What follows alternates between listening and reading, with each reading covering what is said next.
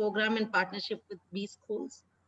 And the Hyderabad Management Association is affiliated to All India Management Association, New Delhi. I'm associates with HMA for conducting regular joint programs at Hyderabad.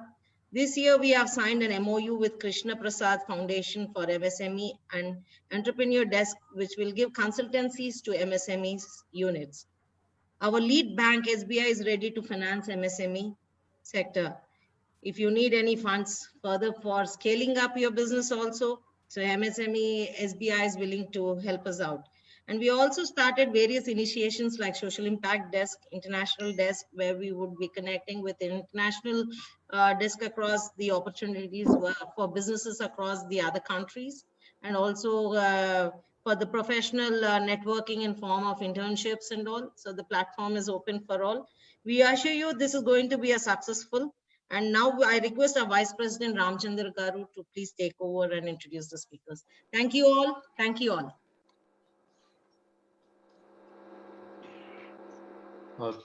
Thank you very much, Savita Garu. I take a great pleasure in extending a warm welcome on behalf of HMA in continuing with what you mentioned. And a very good evening to all of you. We are very happy that today is the first program that we are doing on our lecture series. And we have aptly chosen a topic which probably is very relevant today. MSME is the buzzword today. Everywhere, everybody talks about MSME or SME.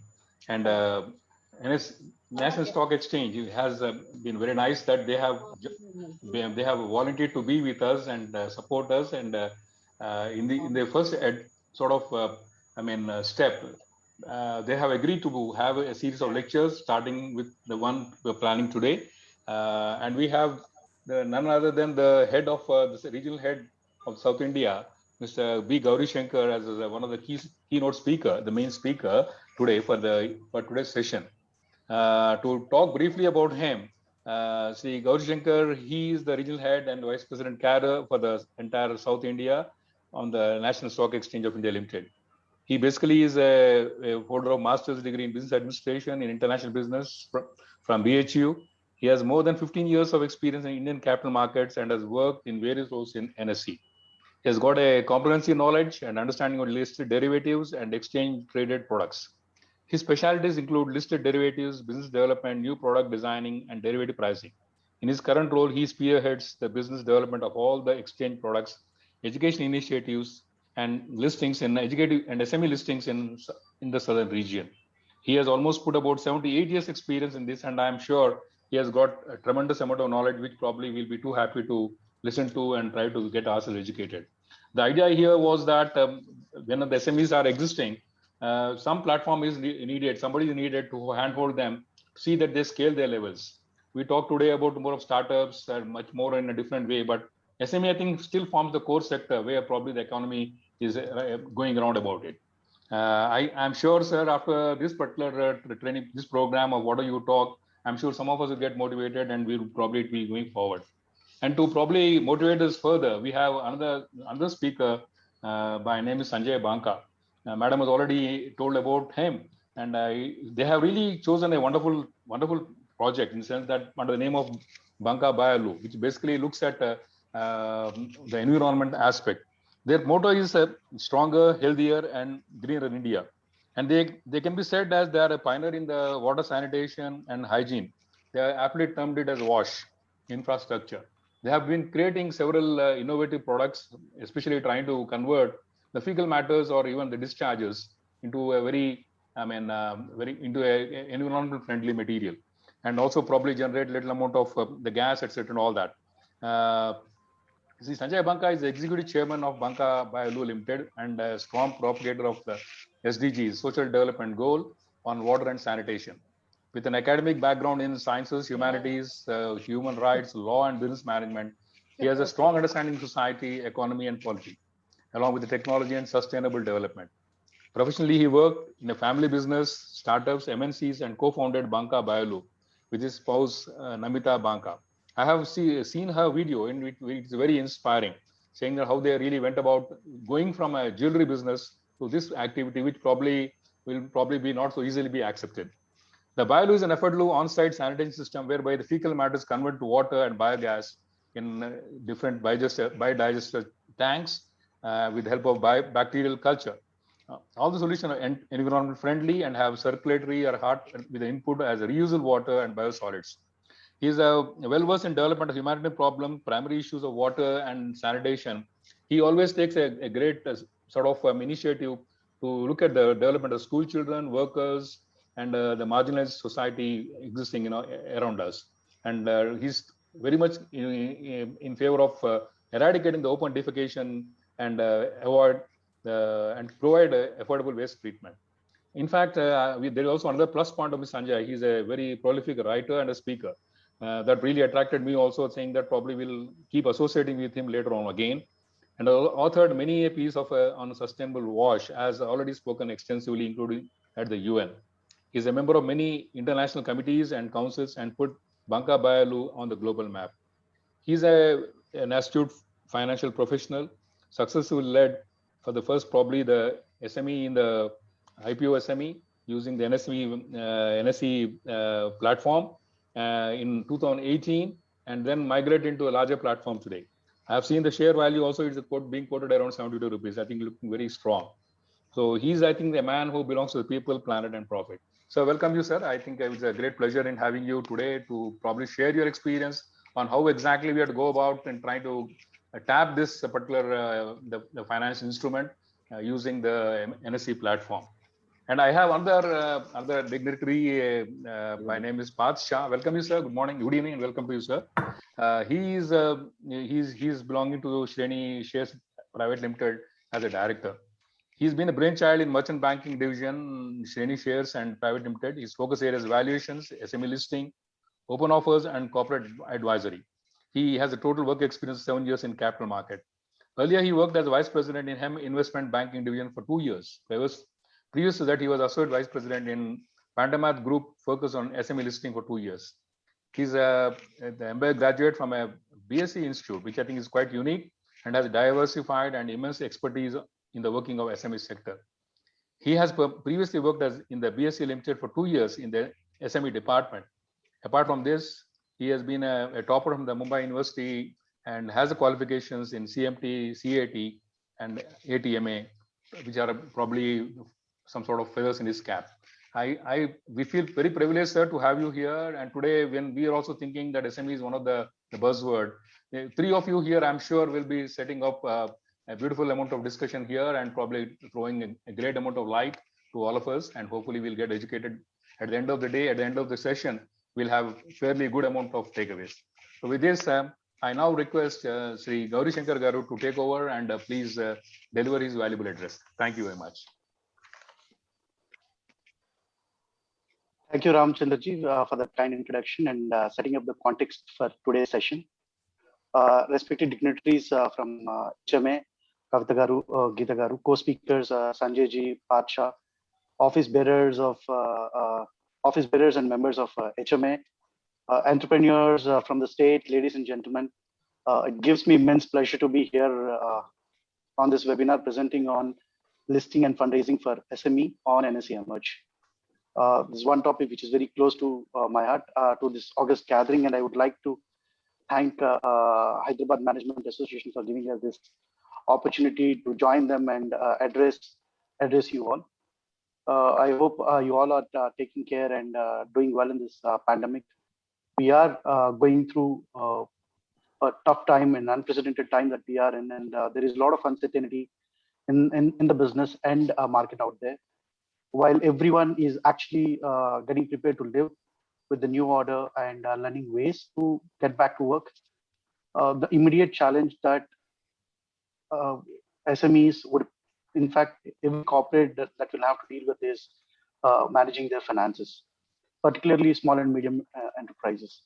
Maintaining top line is going to be a major challenge, major problem for many SMEs, though the long-term outlook for corporate India looks very positive. There is a need to work on addressing the immediate challenges that SMEs would have in their hands.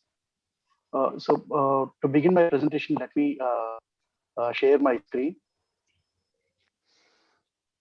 I have a few slides.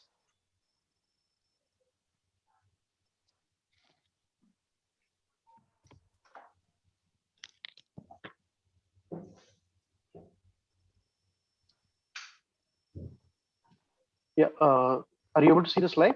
Yeah. Well, thanks. As the title suggests, I'm going to talk about NSE Emerge platform, which is being created for facilitating SMEs to raise funds from public and get listed on NSE platform. I think it is needless to mention, I think all SME programs that you would have attended or any speaker would have highlighted.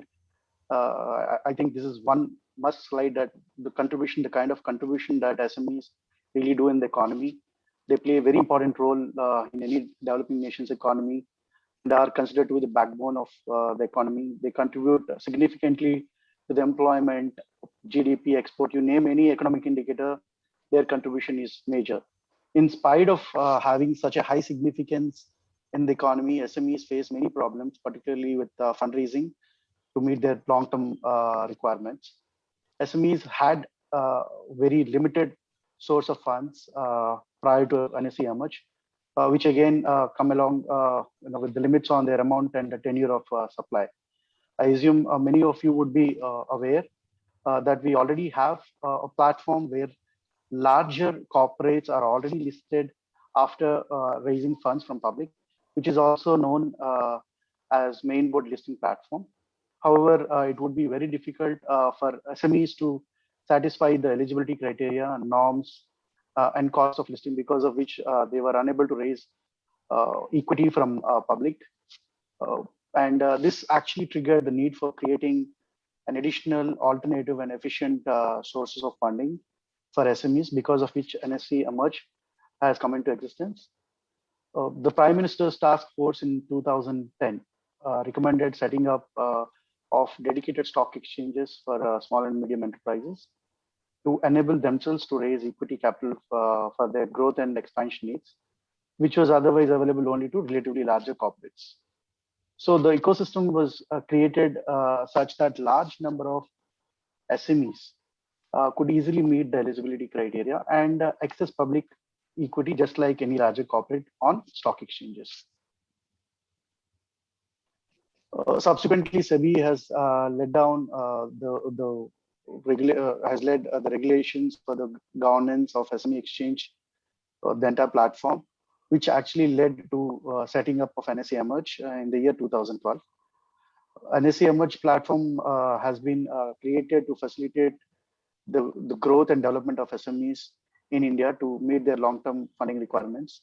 And this platform doesn't require any collaterals for fundraising. It's very safe as it is regulated by SEBI and is available as a separate segment in NSE. It is expected to get wide variety of investors into business as the same trading terminals as in the case of the main board companies, or the same trading members network, which is used as in case of the main exchange. So we have more than 2 lakh plus terminals which are available, and wherein all the large corporates are already get traded, and where the investor network, member network, distribution network is already connected. It is in the same terminals. SME once gets listed would also be available for trading. So that is one advantage. Since then, close to 219 companies got listed on our platform, and more than 3,300 crores of funds have been raised. If you look at the average issue size, that has been around 15 crores. And companies listed on Emerge platform come from 20 different sectors, so which has got a wide representation of industries on the platform. Out of 219 companies which got listed, 73 companies have already been migrated to the main board platform. Now we have Sanjay ji today, who would be sharing his experience during his session, the listing journey experience. And they are one of those companies who actually been migrated to the main board platform after listing on Emerge platform. I'm sure he would be able to share his experiences of getting migrated to the main board. And we will also see exactly what are the eligibility criteria to migrate to the main board in the subsequent slides. So now we have to look at when can a company should consider listing on NSE Emerge to raise equity capital. So it is very important to understand and identify which companies should ideally be looking at listing on NSE Emerge. I'm sure there are many entrepreneurs who are right now participating in this session. So for you, this you can actually take as a benchmarking just to identify, what is the right time probably you should be accessing NSE Emerge platform to tap public equity. So based on the stages of growth, we have classified, or we may classify the companies into these four buckets, which you can see: startups, early stage, growing phase, and large company. At the startup stage, if you see the sources of funds, the sources of funds are mainly promoter owned. There is either owners own capital or funds are borrowed from friends and family. And when the company is in the early stage, the sources of funds that net widens a bit, where along with the own funds, the entity may also get help from government aids and promotion schemes, funding from banks. If the business is really good, then it may also attract some angel funds, VC funds, so on and so forth. Now, corporates who are in the first bucket or the fourth bucket, the larger companies, they would have already had access to all sorts of sources of finance, and they would easily also satisfy the listing eligibility criteria. As we speak, we have 1,600 plus companies which got listed on our mainboard platform. So they already have access to the public equity by raising funds and subsequently listing on the exchange. However, the entities which are above the early stage, that is the second box from the bottom. So those companies which are just above the early stage and aspiring to grow big, they face challenges to secure the growth capital or the next round of capital, which is very much required for actually unleashing the growth.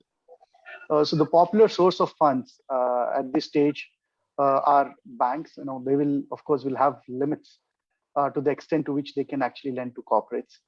Corporates are also asked to provide sufficient collaterals or infuse additional equity into the business in the firm for banks to do further rounds of financing. Some good corporates may also attract PE investors into it. However, of course, it comes with its own terms and conditions in terms of the control or in terms of the expectations, in terms of the delivery of the returns or multiples, so on and so forth.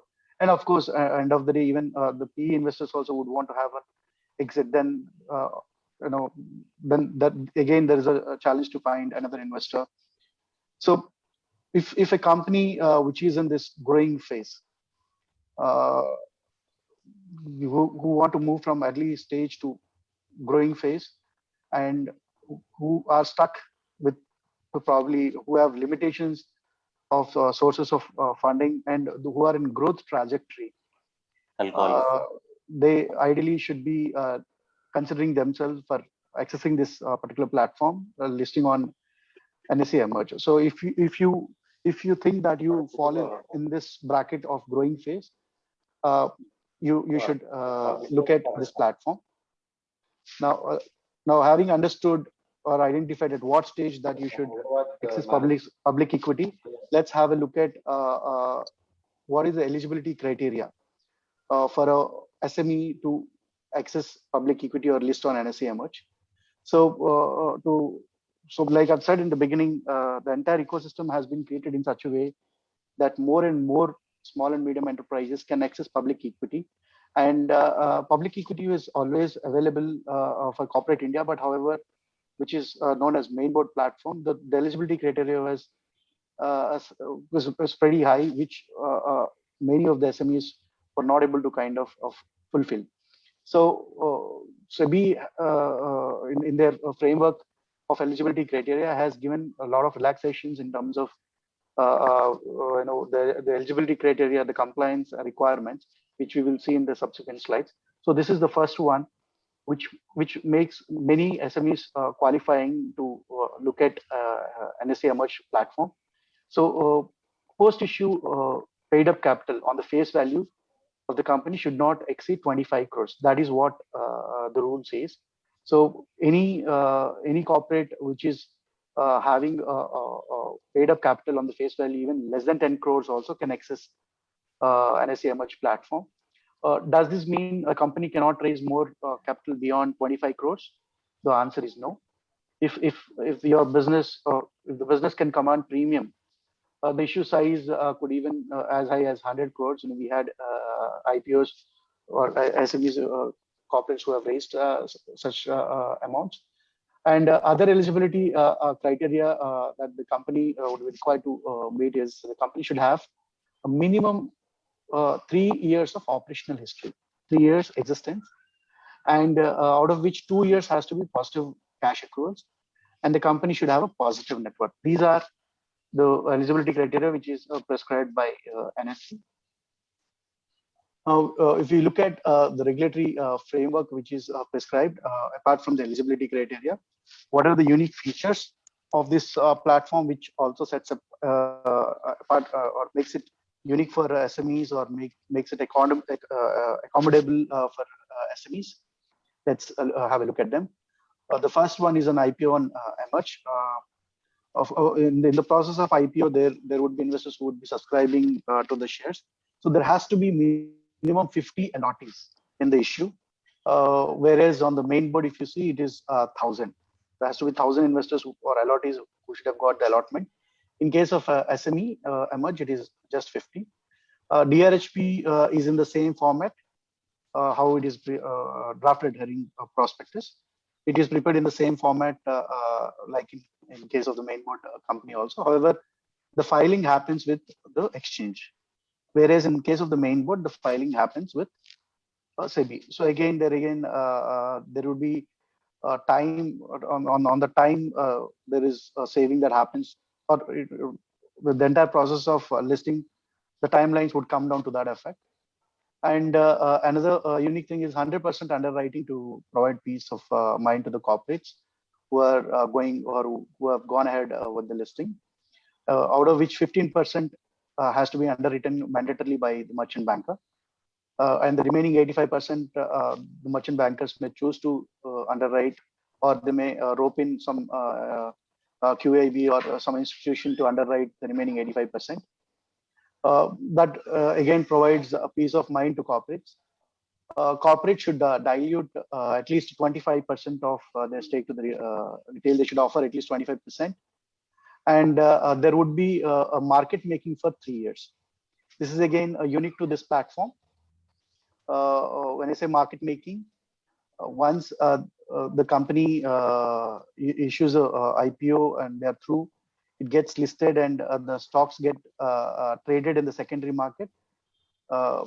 So during trading in the secondary market, there would be designated market maker who would be providing quotes on both the sides. So they would have quotes on buy as well as quotes on sell side.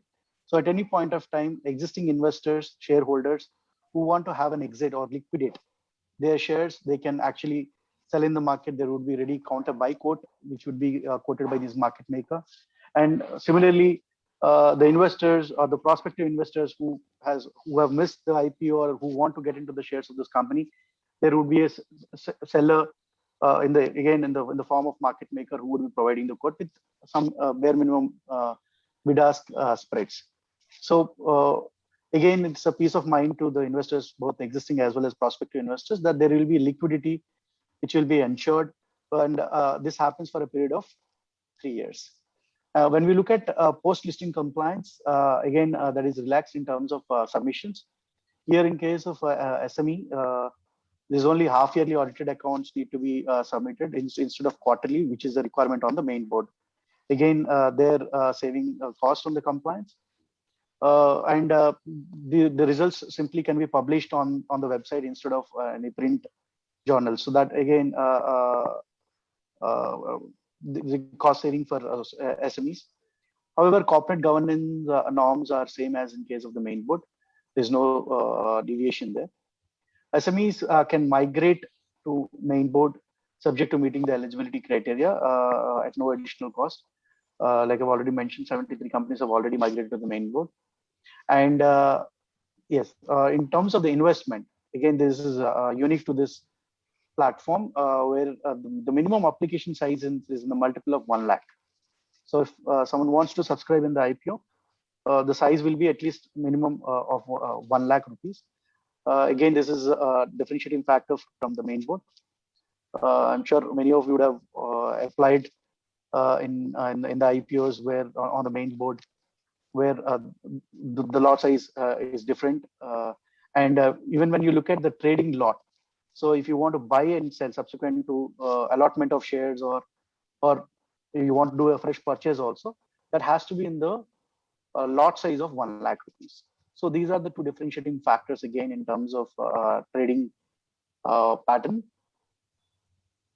Now moving on to the process of listing, we've tried to kind of put it in very different boxes here into 7 steps, but if you split this process, it can go even to 25 to 30 steps if you want to go into very detail, and it could be different from each market or a market intermediary perspective. But however, if you say the first step starts with interaction with NSE team and sharing the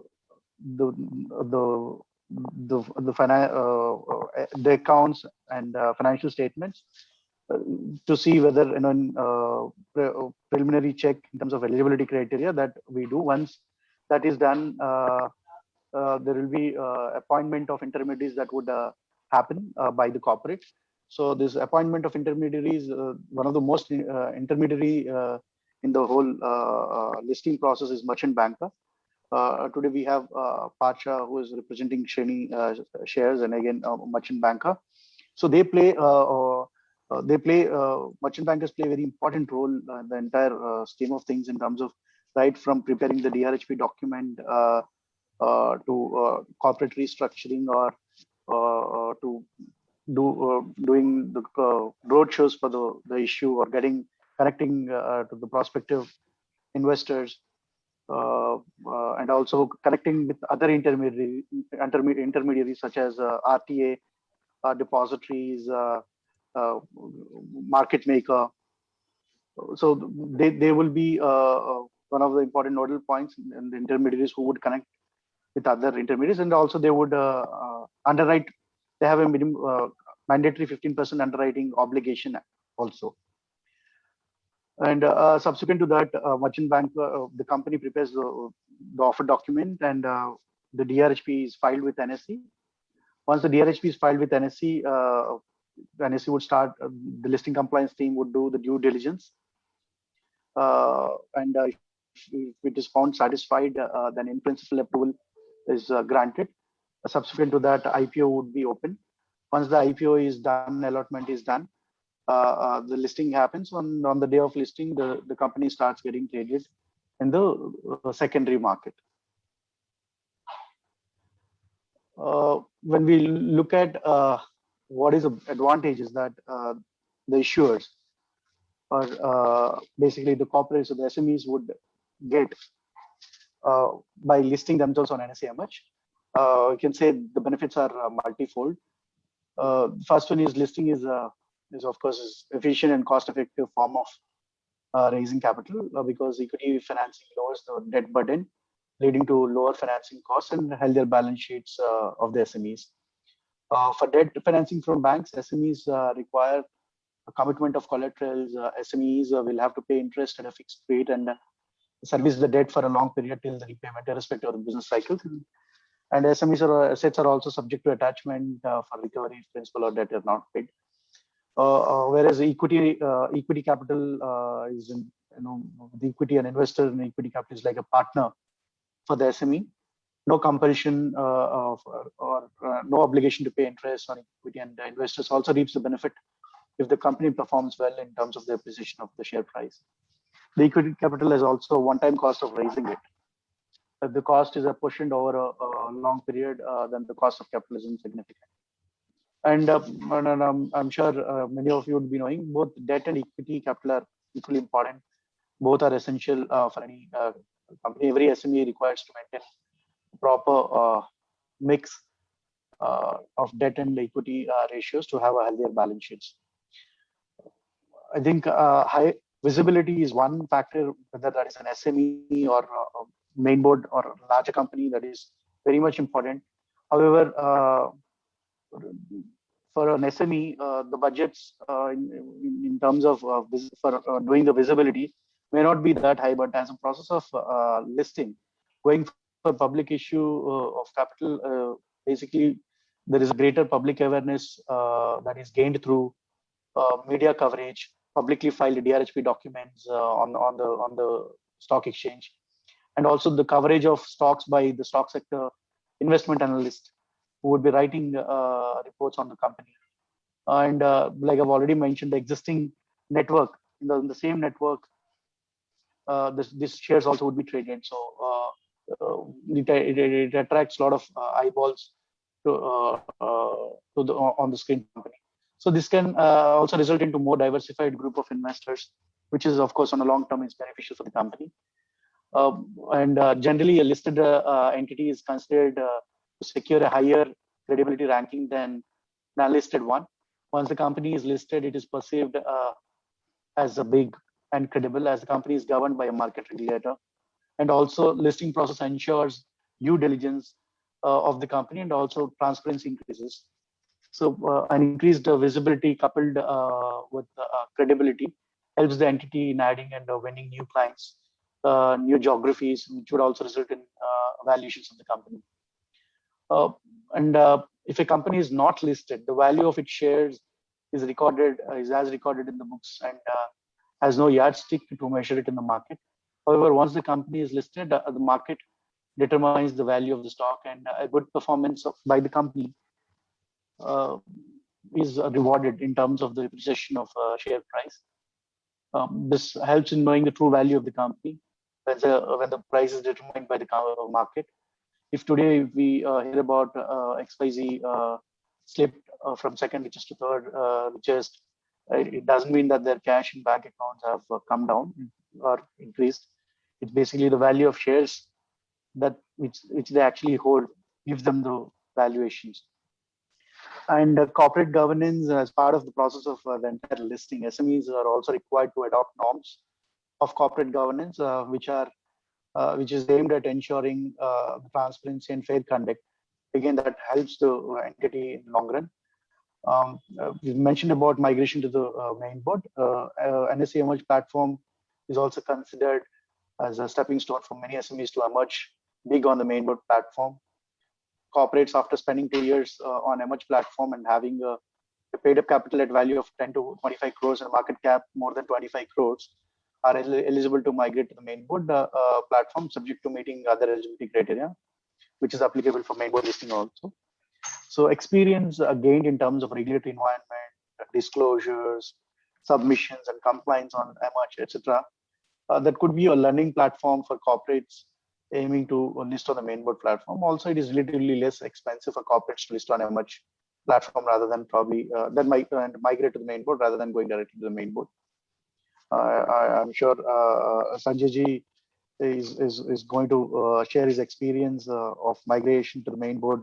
We'll understand it in more details. Becoming like I've already mentioned, since there is a market making that is allowed. There's a 3 year for 3 years there will be a market maker. They ensure liquidity for existing investors or the prospective investors to have an entry or exit into the stock. Borrowing terms, listing on Emerge also benefits the corporates in having a favorable borrowing terms for their loans from banks.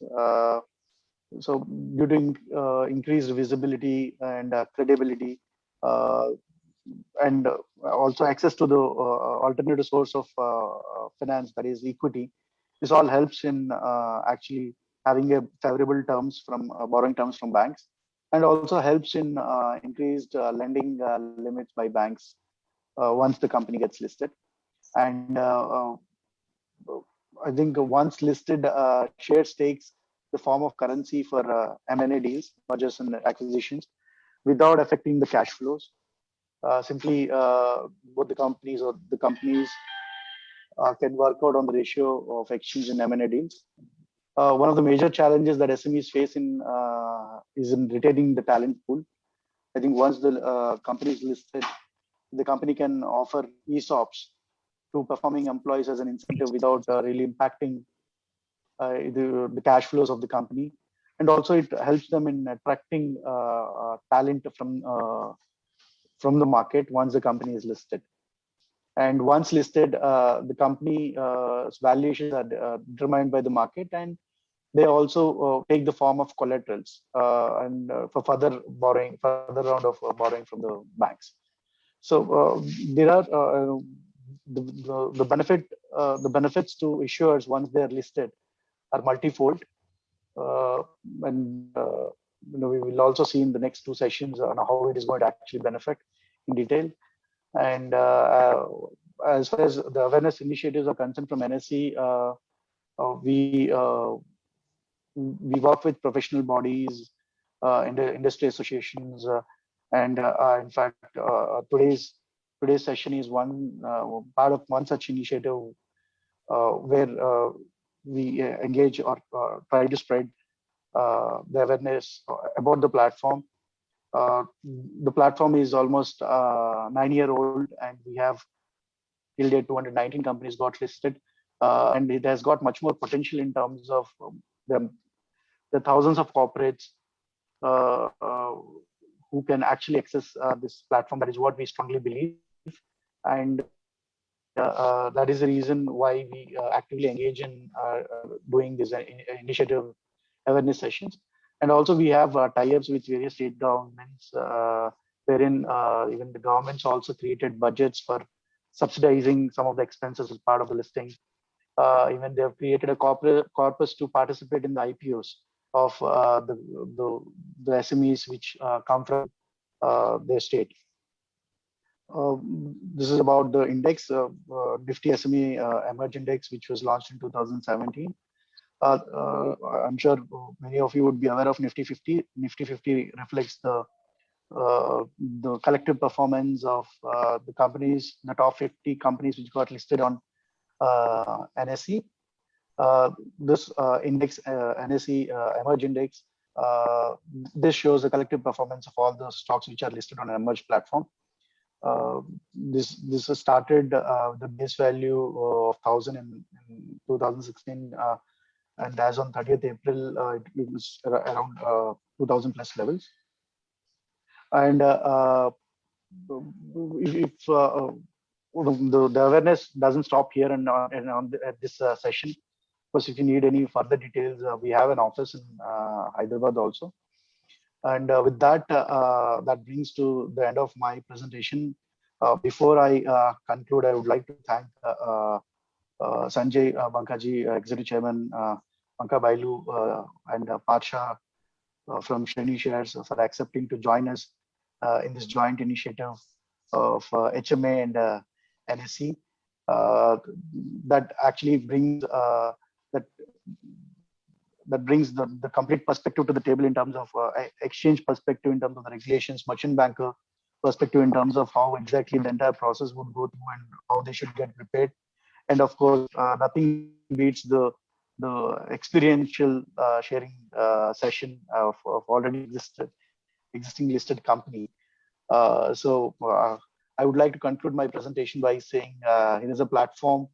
It is a platform which is created exclusively for the benefit of SMEs to raise equity capital from public and offers a lot of benefits of listing.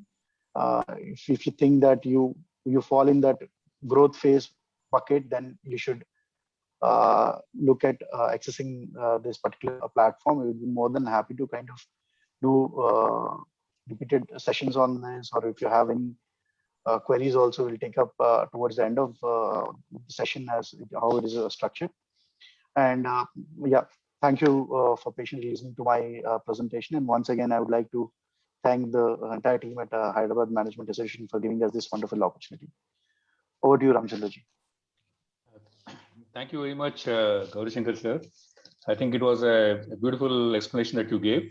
I mean, the details of how people can access to this important source of funding, which SME, I think, probably will be very badly in need of. Only thing is awareness, as you rightly said, is the right word, sir. I think probably with Abhishek right away here, he's been very, very, I mean, sort of very proactive in the sense that when we talk something, he always there with information. I'm sure people will try to take advantage of the support that you can get from NSE. Definitely, it is a wonderful platform. And the only thing is, I still feel, in fact, I've been with SME for quite long, and maybe the awareness was a little low. And we need to probably use this as a bridge before they go to the higher orbit. This is what I think, sir. We'll again talk at the end of the session when we probably have some question answers. In the meanwhile, before I ask our next speaker to come in, I'll request all the August audience to please post their questions in the chat box. That'd be easy for us to probably go about in talking and preventing crisscross talk. Thank you very much. Now I'll request Mr. Parth Shah, who is in the merchant banking activity. He's a director in Shreni Shares Private Limited. I think probably he can give us the insight into how exactly you will be there, the 15% part of underwriting plus something more, and how exactly the person who's trying to get the finance will get necessary help from you people. May I request you, sir, to please to come onto the platform and please give your valuable address.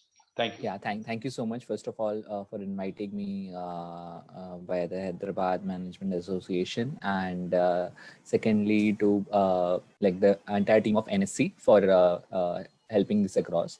I just request my screen to be enabled. I think it has been disabled. So if somebody can enable that, so probably I can start sharing. First of all, I would like.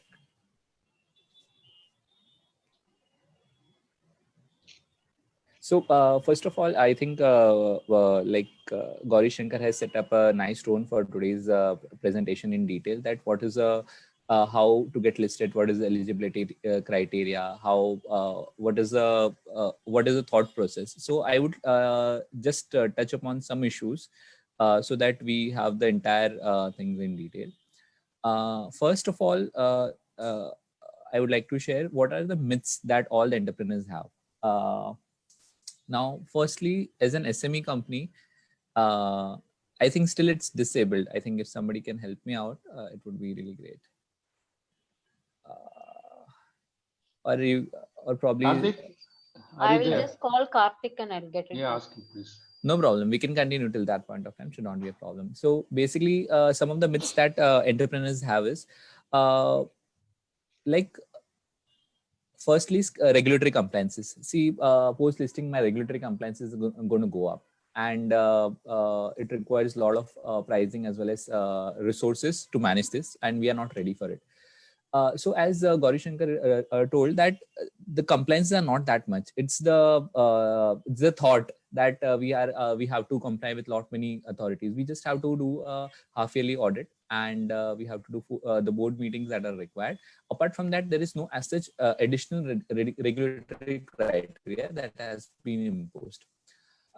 Second myth that is having is about the pricing of the issue, the valuation. So what happens is entrepreneurs always think that there is my company is valued at, let's say, 100 odd crores or 200 odd crores.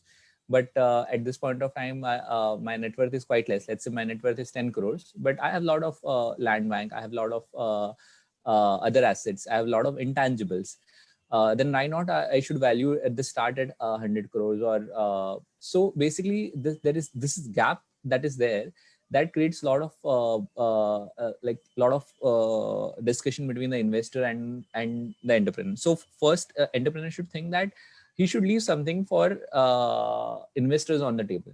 If they are ready to do so, then it makes a lot of difference. Means like if I can leave something on the table for the investors, it is a great thought, and probably it will help create market capitalization. So continuing with my example of 10 crores. So if my net worth is 10 odd crores, and if I see my company's valuation or market cap to be 100 odd crores, I have to fill the gap between 10 and 100. And I'm sure Mr. Sanjay Manka, who would be sharing his valuable feedback post listing, he would probably tell us that how he has created valuation for all the shareholders. And I probably think that yes, he has created a great job. Now, the another myth that other entrepreneurs have is there will be more tax burden, or there will be, it's a lengthy and cumbersome process. So like going public is probably, if we did a survey, every of the entrepreneurs, out of 100 entrepreneurs, like 70% of them told that the time required for listing is more than like 2 years. But actually, if you ask me, the time required for listing is not more than 5 to 6 months. You can get listed with in 3 to 4 months if you are getting listed on SME platform. So this is another area that I would like to touch, that it's not a lengthy and cumbersome process, and it's just the documentation, since the incorporation that is required, and whatever is there with you has to be reproduced in terms of draft prospectus that has to be submitted to the stock exchange. And the biggest benefit that as an entrepreneur I would say is stock exchange is one point of contact for any approval. So now if I am an SME entrepreneur, I don't have to go to SEBI for any approvals. It's the stock exchange, is the NSE who is going to give me the approval. So that's one major thing. Now why to go to for SME and not mainboard directly? So that's one question that every entrepreneur has, that why, if you can get listed on mainboard directly. So there is also one catch over here. If the operating profit is less than 45 odd crores for 3 years, means 15 crores of operating profit for 3 out of 5 years is one of the requirements for going directly to the mainboard. If you do not fulfill that, then you have to go to SME. Plus, the time required for going to mainboard is quite high as compared to SME. So these are some of the myths that entrepreneurs have while listing, and the reality is actually different. And if you see as the presentation shared earlier, there are many entrepreneurs who have already listed on the stock exchange platform and created value. So quickly, I'll just give you a small glimpse of difference between SME board to main board. As I've already told you about the application size, here minimum is 1 lakh rupees. Over there, it's minimum application size is 15,000, as we are all aware. Now, post-issue capital. On main board, your post-issue capital should be more than 10 crores. Here, it should be between 1 to 25 odd crores.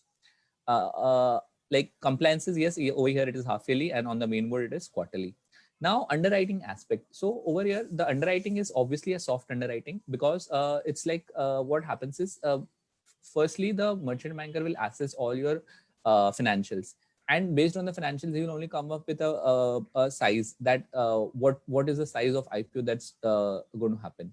And initial phases, it's obviously people who know. Over a period of time, see, the company gets known and a lot of investors come in. But in initial phases are the toughest phases, where people realize that people are not coming forward for investing in the company. But actually, when the entrepreneur started the business, when the business got into a new phase, it's only the entrepreneur who has to take it. It's his baby. He has to take it to the next level, and eventually people will follow. Initial phases, people don't come in. Apart from that, as I told you, here on the main board, it has to be by SEBI, and on the and on the SME board, the stock exchanges are one point of contact for any approval. And the best norms is about the listing norms have been really relaxed for any company to come up forward for listing.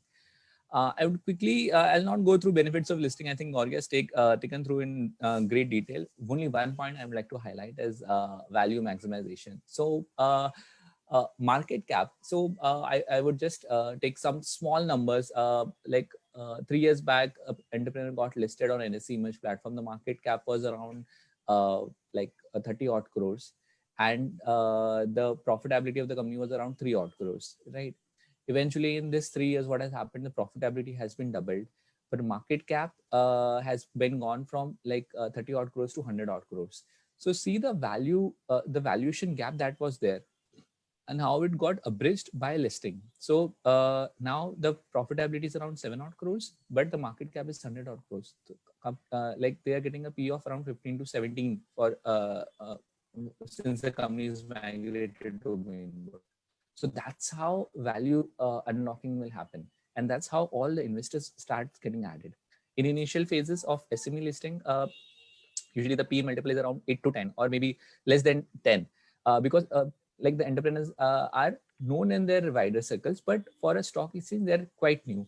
So that's the reason initial phases, the valuation gap is there, but eventually once it's bridged, then there is nobody to stop. Now, market maker is person who's going to bridge that gap. So now, what is the market maker's role? He has to provide as I Gauri told, they have to provide a buy and sell code for 75% of the trading time, but he will bridge the gap between the actual valuation and what valuation is there on books right now. So taking an example further is, if the valuation is around net worth is around 10 crore and the valuation is if the actual valuation is 100 odd crores, he will bridge the gap between 10 and 100.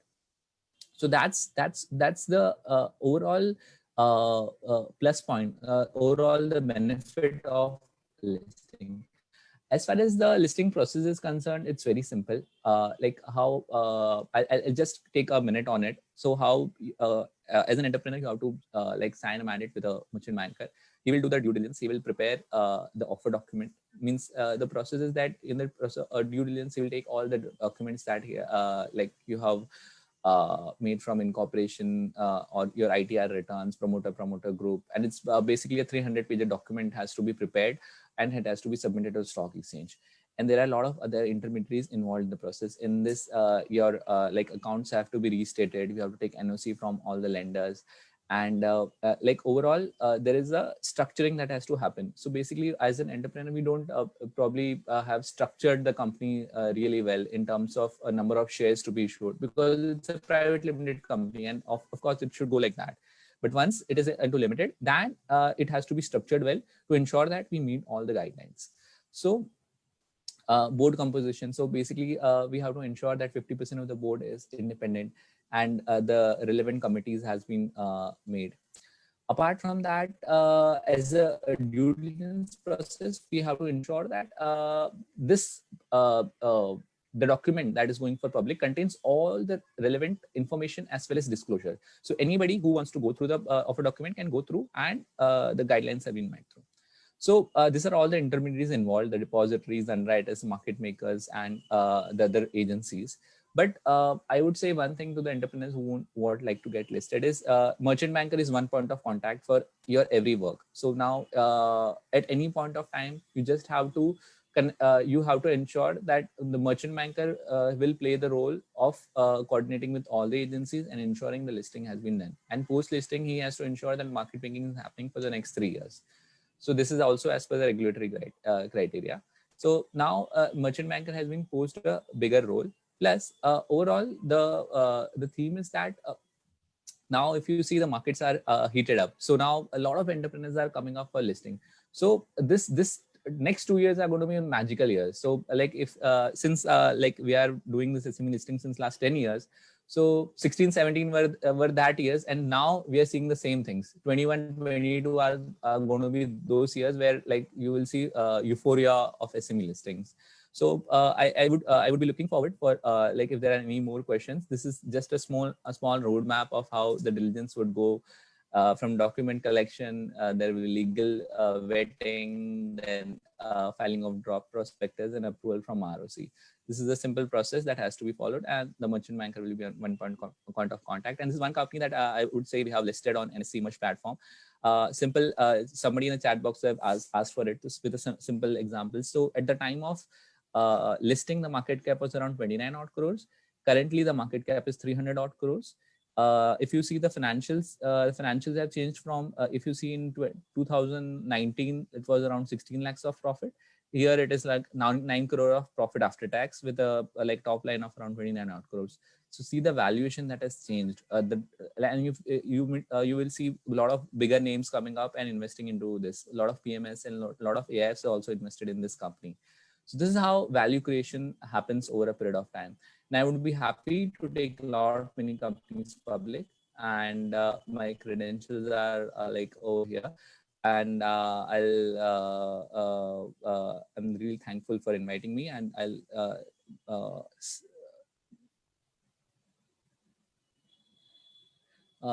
over to you, Mr. Ramchandra, so that you can take this forward. Thank you very much, Mr. Shah. I think you have given a bird's eye view of exactly how to go about. probably the nitty-gritties have to be dealt in when you really get into it. But I think it gives a fair view of exactly how to go about a lot of. Many people are unaware about that thing, thinking that it's more complicated. And but the way you explained, especially in the MSME exchange, I think probably things are looking much simpler. But all said and done, I think probably people still have questions, and hopefully we may have now or sometime a little later. Thank you once again, and I'm quite thankful for your nice presentation.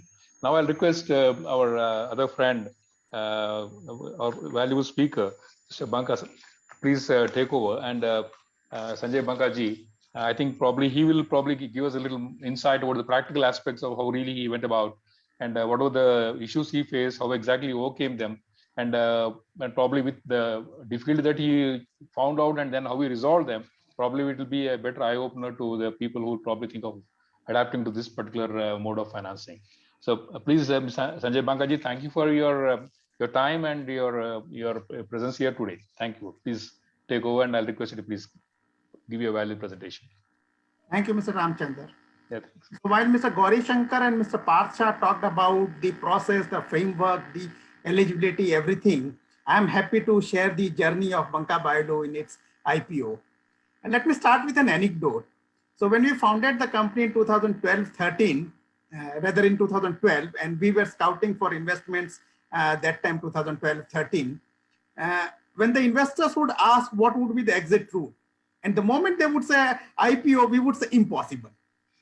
That is the first word that comes to the mind of an entrepreneur, including an SME, IPO. The impossibility of an IPO. Going public, or the public investing in your company, it is a dream. It is beyond imagination, I would say. So in 2017, when we were introduced to this idea by a set of advisors, though it seemed initially whether it will work or not, but when you have friends on the journey, obviously you take it, and that's how we began. So we started our process around August 2017. So as Mr. Gauri Shankar and Mr. Parth talked about around 5 to 6 months journey, in our case, we were able to complete everything in 3 months. And I'll tell you how. So we at Banka Biolo already had strong regulatory, statutory, and fiscal discipline in place. All our filings as a private company, small, big, everything, were on time, were complete. All our tax payments, be it indirect, direct, etc., everything were on time. So that helped maintain a very strong record. And people do view that, I mean, irrespective of how entrepreneurs look at it, but this record does make a huge difference. Not only are you able to shorten the time period required, but also you build great confidence in the set of investors. In fact, few investors reached out to us and they said that we have done our own due diligence on you. We checked on your ethics history and we found it to be perfect, and that is why we have invested. So it was heartening to hear all that.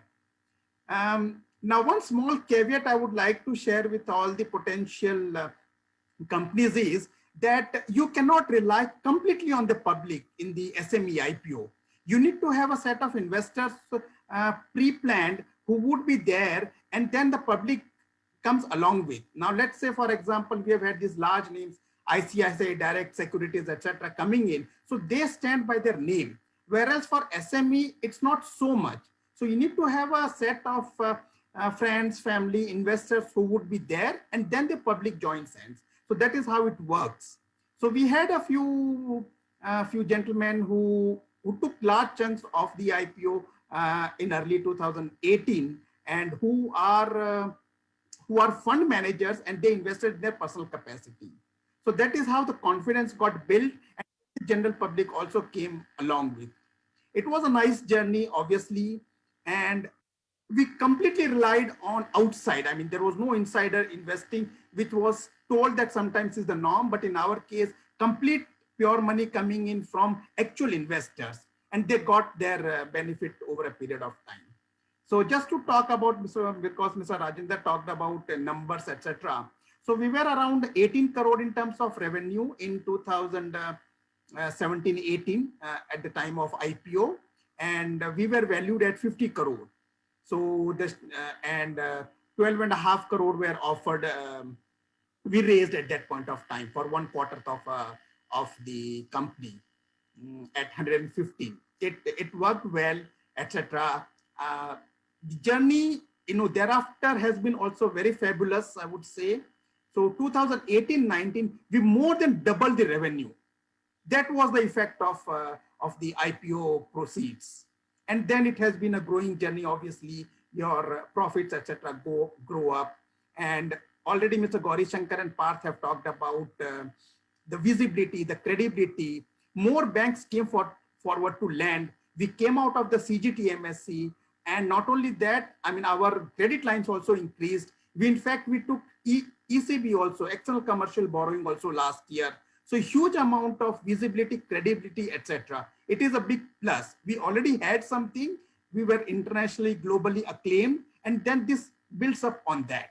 So in terms of growth in all factors, it continued very nicely. And then, so after 2 years, the company can migrate to the main board, so which we did last year. So on the completion of 2.5 years, we migrated to the main board. The requirements were met. So at the time of an SME IPO, you need to have 3 crore of paid up capital. Whereas when you want to migrate to the main board, I call it graduation rather. So graduate to the main board, it has to be 10 crore of paid up capital. That is done through issuing of bonus shares. We have been paying dividends for the last 2 years. So it's been a nice journey for us as a company, for the investor set. The stock price post bonus reached a high of 85, 86, which is, and then the IPO price post bonus would be 46. So that has been the gain to the investors who would have sold. We had a few angel investors who sold periodically from time to time. They made good money. So overall for the company, it is very beneficial. And as Mr. Ramchandra told in the beginning, it's more about awareness, etc. So happy to join the journey of NSE and merchant bankers in trying to put this as one of the options to raise funds. And happy to take on questions because that's where I guess the nitty-gritties are. Thank you.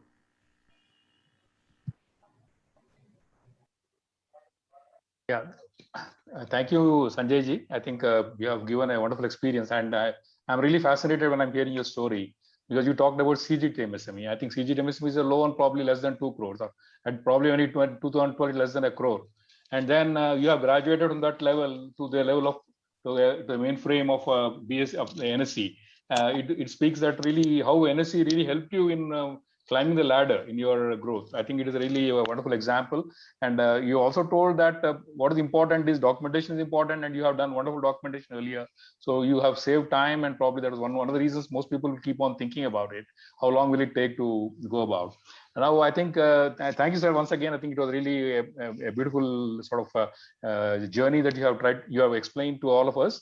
And I think probably, sir, we'll be again talking to you again, and probably this platform we would like to use with your, so that we can probably give us a little more inputs to all our members. Now, with these words, I think it's the time now that probably we can take some questions. If there are any from the chat box, I'm not sure, or if anybody would like to probably. Sanjay ji, I would like to. Madam, so Sanjay ji, it was very informative, and Partha, because they don't know the platform for get. Most of the SMEs don't know the platform to get onto the NSE. And this was very insightful, and we didn't know that merchant bankers play a crucial role in getting on listing with NSE. So, sir, it was amazing to know how your journey has transformed you today, and it motivates the SMEs also. Yes, there is a scope to get onto the NSE. So I think more of these kind of orientations for MSE sector, if we have. So I'm sure there are many industries which are not aware that they're doing good, but they don't know how to move forward. And these kind of orientations has really given insights, because if you look at ELIP also, I represent ELIP. Otherwise also we have many MSEs, SMEs, where we manufacture from chips to microchips. And we have industries which are doing about 50 crores to 100 crores and all, but we are not sure how to move forward. I think these kind of orientations really help us to move forward. So coming and initial stages. So I just wanted to ask you one question. So what was your capital investment when you started this industry and how did you move forward? So a little insights about how did it move really motivates us to also. Thank you, Kavita. So we started off with 50 lakhs of capital investment from friends and family. Then we had angel investors around 1 crore and a little above that. Then bank loans, debts, etc. We had to take unsecured loans at very high rates of interest also, because as Mr. Ramchandra said, the credit limit to you is very small, something like 1 crore under CGTMS to begin with. So those kinds of things, you struggle. I don't want to say struggle. No, that's not the right word. But you put in your best efforts to do the maximum that you can do with the available resources. And that we did. So put in the maximum efforts. The team members were very committed and we made the best of the available resources. Sir, I'll take the privilege of asking a question, please, if everybody permits me. While I'm asking other gentlemen to please also raise the questions. One point is, sir, is that generally, as I said, this we are not being aware is one point for sure. But what are the expenses that you normally incur? I've seen in a website it is something like some 25,000 rupees you paid. But is that the amount? How much is it actually with reference to the capital that you think of raising? And how? See, in fact, this program has been so beautifully designed that you as at the NSE level, Gaurashankar sir has explained to entire the modalities of the entire structure, and then we had the merchant banker Ms. Shah talking about how to really try to raise the funds, the nitty-gritties of going about. And then we had a practical exposure by our Sanjay ji. So I think, sir, I was only asking, most people really think that the cost of raising funds, this sort of funds would be quite high. And time, of course, I think you're saying that we can bring down the time to less than 6 months. But in spite of that, this is one part. The second thing is, how is the valuation done?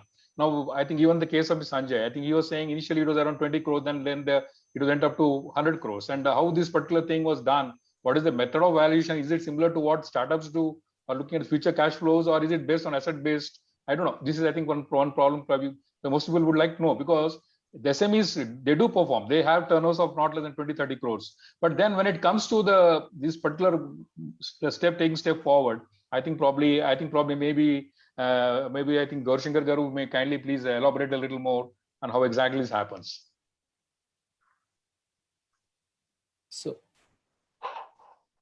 to answer your first question on the expenses that could be there, and you've said some 25,000. There are, when you talk about probably the exchange listing fees, that would be around in that range, maybe from 25 to 40,000, depending upon what would be the size. But there are other expenses, I think, which Parth can probably share, which are pertaining to the merchant banking, market making, and underwriting. So Parth, if you can share, from merchant banking to merchant bank, it also varies depending upon what kind of services that probably you have actually subscribed to from the merchant banker, and what the merchant banker also has to offer. Right. Parth. Yeah, sure. Thank you. So basically, to answer the question, I'll first take the valuation part of it. So basically, the valuation that is, so I was telling between 5 to 7 is the P multiple where investors are ready to enter if the company's profitability is in good range. See, any investor who would enter, he would like to make money. So basically, the thought process is, if the profitability is between the range of 3 to 5 crores, then people are ready to eventually invest at initial stages as well. But over a period of time, investors will come. See, I would agree with Sanjay Banka's statement that initial phases is a difficult phase where people don't come up. So valuation, initial phases, we can expect it is basically on the profitability, not on asset based. On all valuation fronts, it is done on the PE multiple. The PE multiple is like price earning, whatever is the profitability. Example, the profitability is around 5 odd crores. So if we give a multiple of 5, then the valuation is around 25 to 30 odd crores. So this is how valuation is done as far as SME listing is concerned. Future valuation is not taken into account because it's actually for an SME, it's quite uncertain to take the discounted cash flow model, because what happens is next 5 years, it's going to be difficult because the size of the business is not linear. There may be a cycle where the like overall it's bad cycle, and overall the revenues and the profitability comes down. So DCF is not widely used, but we use the price earning multiple. To answer the second question, the pricing, the pricing for the issue is being broken down into two stages. First is the fixed cost for getting an IPO. The fixed cost for getting an IPO is around 30 to 35 lakhs approximately. And that includes all the regulatory charges and the merchant banking fees. And the second part is the fundraising fees. So fundraising fees depends on the transaction size and the basically profitability of the business. That ranges between 5 to 7%. So these are the two components for any person to get into listed. So overall, on a higher end, they can expect around 10% for any raise to on upwards of 10 to 15 crores. So this is how the transaction size has been built in. Over a period of time, I would say it all depends on how much we would like to raise, plus the current status of the business. So these are the two things that has to be taken into account while doing that, right? Thank you, sir. Both Mr. Gauri Shankar Garu and Ms. Shah. There is one question I think raised by one of our valued members, is that kindly give a practical case. I think Sanjay sir's case is, I think, the real example of how he graduated from a small enterprise to the present level. I have one more question, sir, if you don't mind, please. Is that how should you really gear up yourself to meet this particular thing? Any company, how should you really gear up? What are the things that he should really do so that he will be able to match to the NSE listing requirement? What are the emerging requirement? What is there? Is there any specific thing or anything is published in your website or somewhere there probably we can think of going about? Probably that can be also answered. I'm sorry that I'm asking another question. So one thing that I would like to tell everybody is start posting profit. Means like overall what we have seen in a lot of SME companies is they everybody thinks about tax saving model, that how much taxes can be saved, but post listing it is more of a value creation, that how much more eventually what is the actual profit that is going to happen. So it's one liner that if you are going to have better profits, then probably start showing that as a bottom line, so that eventually investors can have a trust on you, plus your lenders will have a trust on you, and overall the entire ecosystem will flow back all the taxes that you have paid. So this is one thing that I'd like to add. I think I'm sure Mr. Sanjay Banka and Mr. Gauri Shankar will add on to it. I completely agree. So for instance, 2019-20, we had a profit of nearly 6 crores, and which gave at that point of time an EPS of nearly 15. So it does translate into the market. Yeah. Yes, and of course in the DRHP also, whatever disclosures that you make, nothing should be hidden or false disclosures might disqualify the entire process or the approval process. That is one. And second thing is like how Parth has mentioned, that maybe from tax saving angle to probably showing the actual profits, what would help. Yes, sir. I too very much agree on this point, sir, because I also have been seeing this sort of thing when entrepreneur tries to probably hide a little, and but actually he's not building the net worth of the company. So this probably would be contrary to his really future growth, and he remains at that stage, at that level. I think it's a very wonderful advice. I think very valid, and especially coming out from a merchant banker like Shah and Gauri Shankar Garu, that probably as you were told, including Sanjay ji also, he has mentioned it, how the valuation of the company goes up by showing higher profit, and which is probably the real thing. You have to disclose the right thing, not to just sake of probably making some sort of tax savings or some sort of a method which probably is not really in the right direction. Can I ask anybody else, sir? Please, anybody has any question, please can raise. I think Geeta Mallikarjun has raised, or anybody who can ask any further question. Sir, Mr. Rajendra Krishna Prasad Garu has raised, is merchant banking professional speculation in secondary market? So basically merchant banker as such has no, and they would obviously not do it. So basically it's the market maker who is going to build the, doing the market making for over a period of 3 years. And overall, see, basically, I would say one thing very carefully, that as a market maker, we probably can make you reach to the right valuation. We cannot probably speculate. We cannot we cannot make you reach absurd valuation, because we all love our licenses by stock exchanges and SEBI. So we don't really we are not really into it. But as a market maker, obviously, if there is a gap, we can obviously fill the valuation gap. Means like if you really deserve 100 crores, we can make you reach 80. If you really deserve 200, we can make you reach 150. But eventually, over a period of time, it's the market who is going to add. So we are just a liquidity provider, so that people who wants to enter, they can enter, and who wants to exit, they can exit without having a large transaction cost. I think it's right, sir. I think you have a wonderful answer, sir. And there's one more question, sir. Is how is PE multiple decided for valuation purpose?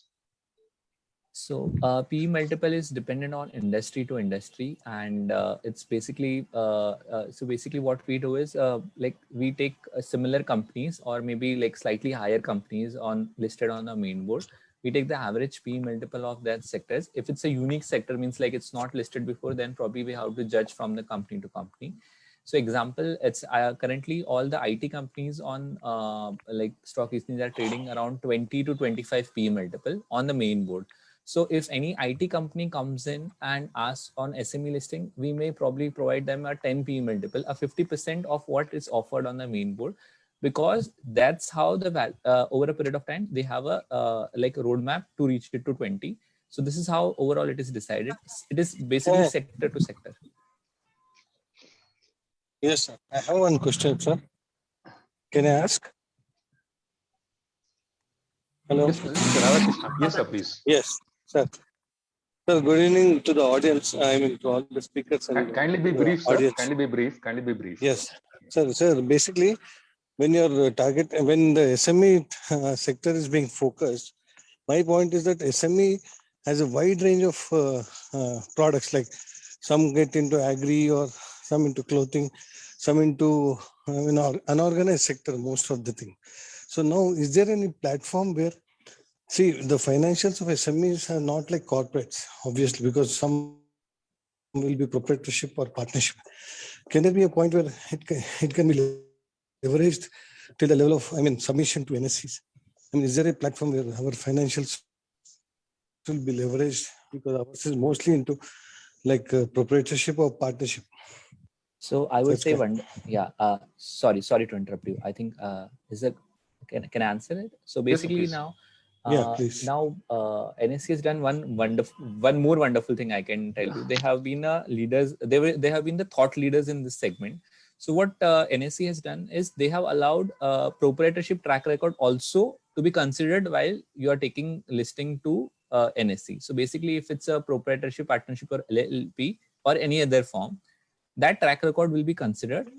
After that, you can probably, like if it's a proprietorship, you have to formulate a new company, take over the business of proprietorship by a business takeover agreement, and then probably get the company listed. If it's a partnership, it can be converted directly into the company and taken for listing. So I don't think so. Form is any constraint. You can meet, and it can be in any form, proprietorship, partnership. Profit is a constraint. If you have to probably start showing a better bottom line, then investors would come up. So that should not be a trouble. Yeah, and one more question is, don't you think that the initial startup cost, like the charges being charged of 25 lakhs or something, around 10% is a little bit higher for a sector like SME?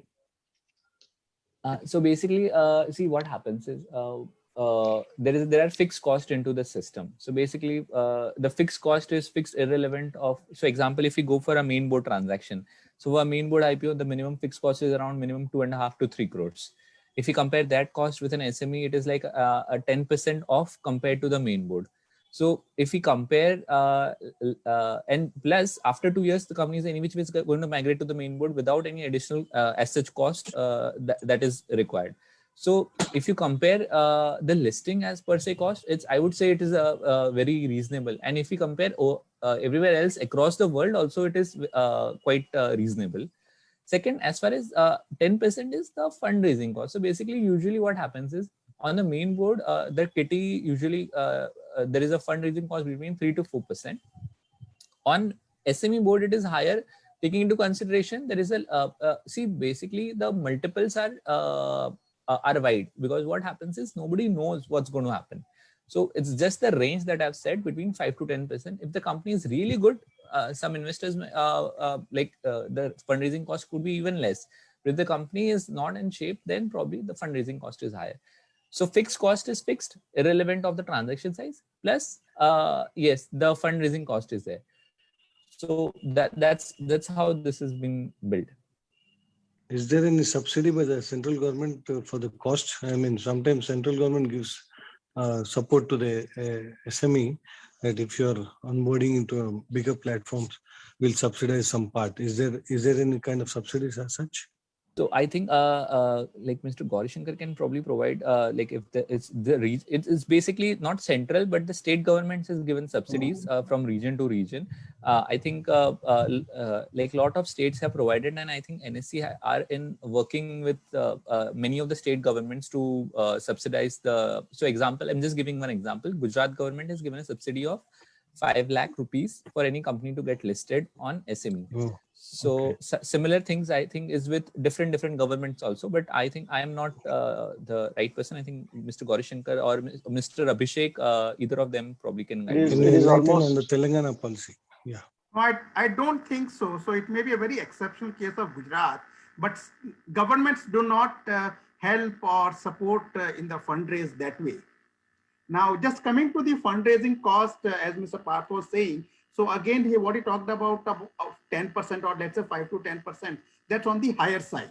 So on a issue size of 12.5 crores, I think we ended up paying something like 45 lakhs as merchant banking fee, and investment raising, the fundraise fee, I mean, with the investment raising, it ranged around 2 to 3%, and that too not everyone.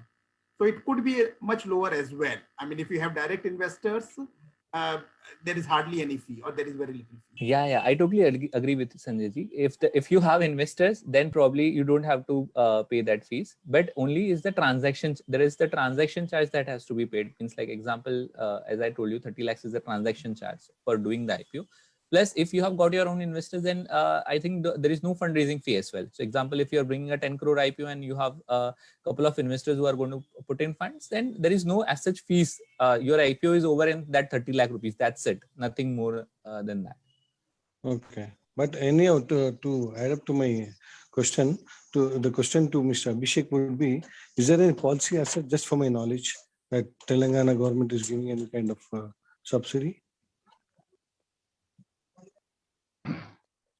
I think they are. I think they are not in the field, sir. I think. Okay. Hello. Yeah, I think Sorry, Abhishek is there. sorry, I missed. Sorry, I think I missed your query. Can you just repeat, sir, please? Yeah, is Telangana government giving any subsidy for the cost for onboarding? We are in touch with the Telangana government, so hopefully something might come up pretty soon. But if somebody is there from the state of Andhra Pradesh, we have an MOU with them where government is subsidizing a part of the listing fees.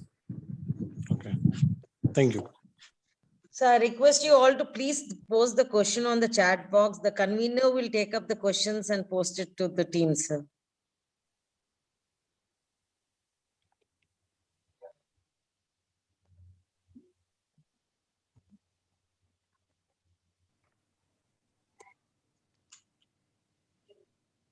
Hello, ma'am. Hello. Hello, ma'am. Yep. Please be short with your question. Yeah, ma'am, am I audible? Yes, you're audible. Yeah, I want my husband to, he has a question. Yeah, Can you increase the volume of your this thing, mic? We are unable to hear. It's quite feeble. Or you can post your question in the chat box. It will be addressed. Yeah. Okay. No, we can speak here. So before that, I have one more point, sir. I think it is to our our Gauri Shankar ji. Sir, in the website you mentioned that NSE does mentoring. Can you please tell something about it, sir? What sort of mentoring can be expected for at least people who are prospective entrepreneurs who would try to probably come and seek your help? So, like I've mentioned, we have office in Hyderabad. We have offices similarly in Chennai, Bangalore, Kochi. So, when we talk about South, similarly we have offices across all our major cities. So we have dedicated resources who are experts in this entire field, where they would write from the beginning of creating awareness about stock market, shares, because what our experience has been so far in this is, out of probably 100 meetings that we do, so 80 to 85% of the entrepreneurs are completely not aware of what exactly how this share market would work, and people have different notions attached to it. First of all, making them understand how exactly the capital market functions and what exchange does. It starts from there till to the place that what makes them eligible and why they should look at this platform. So in this entire journey of making them aware about the capital markets nitty-gritties, listing and connecting them to the various stakeholders, starts with merchant bankers. We have, of course, this list is already also available on our website, the entire list of merchant bankers, and on SEBI's website. We also connect them based on their preferences in terms of language, or maybe the region, or maybe their preferences. And from there, again, during listing, we also have our premises which would be given to them for if at all they choose to do any roadshows. Wherever we have got our offices, the facilities that we provide to them. And we also join in joint programs along with the merchant bankers and the company wherever it is required. And we also train these companies on also the compliances that would be required from the listing perspective, pre-listing, during the listing, and post-listing. So the hand-holding is throughout the listing journey, which is otherwise is not. I can say these many dedicated efforts are not there for the main board, but certainly for SMEs where there is a lot of hand-holding which is required. There are dedicated teams which are set up, both at corporate office and regional offices. So just to say, Abhishek, who sits in our Hyderabad office, is takes care of the entire Andhra and Telangana, and in terms of making them aware and contacting them, answering every question that they may have pertaining to SME listing. Thank you much, sir. I think it has been wonderful. I think we have no more questions, and I would perhaps think that. Sir, sorry to interrupt. One lady had a question. Please, I'll let her ask the question. But I think her voice was not audible. Yeah. Varanasi raised hand, so I think he wants to talk. Yeah, madam. Will you please talk, Mr. Ranjani Varanasi? Can you please talk, ma'am? Can you please raise a question? I think we are overstepping the time. Are you there, ma'am? Mrs. Ranjani. So go ahead, sir. I think we lost her. So thank you, sir. Thank you. I think the question and session also has been very vibrant in the sense that most of us did not know many things. And I think the questions we raised itself will show that probably the awareness level. And I felt that all of you have answered wonderfully, sir. And we have a practical man sitting in front of us, Mr. Sanjay ji. He has given his experience. And then we have a merchant banker, Mr. Shah, who has also given a deep insight of it. And sir, you are there and you have always been a focal point to say how NSE will work. And I also, Abhishek also, I'm sure he'll be chipping in and trying to help.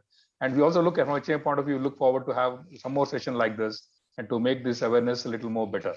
Now I'll request our Secretary Garu, Sri Ravi Kumar Jain Garu, to please propose a vote of thanks formally and thank, though we've been thanking again and again. Maybe Jain sir will give the final words. Please, sir.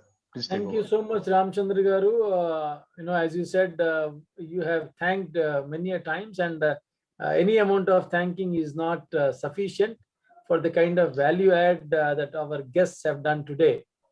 Let me take this privilege of formally thanking all the guests for the day for the kind of value add that they have added to our HMM members.